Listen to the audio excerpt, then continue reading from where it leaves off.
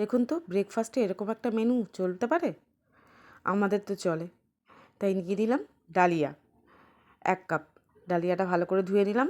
এরপরে গরম জলে এই ডালিয়াটা সেদ্ধ করে মাড় ঝরিয়ে নেব। সেদ্ধ হয়ে গেছে ডালিয়া, এবার মাড় ঝরিয়ে নিলাম।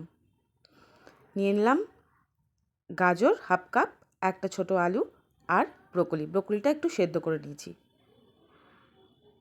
কড়াতে তেল দিয়ে তাতে তেজপাতা আর শুকনো লঙ্কা ফোড়ন দিয়ে দেবো। দিয়ে দেবো একে একে আলু গাজরটা একটু ভাজা হয়ে গেলে তারপরে ব্রোকলিটা দেবো।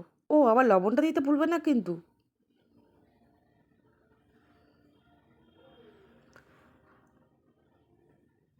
আপনারা দেখছেন মামের সংসার, আমি হলাম মাম।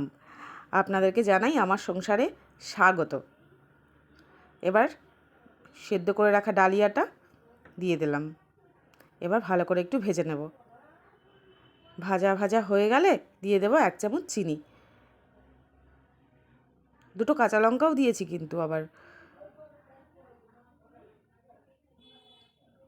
ব্যাস, অলমোস্ট ডান।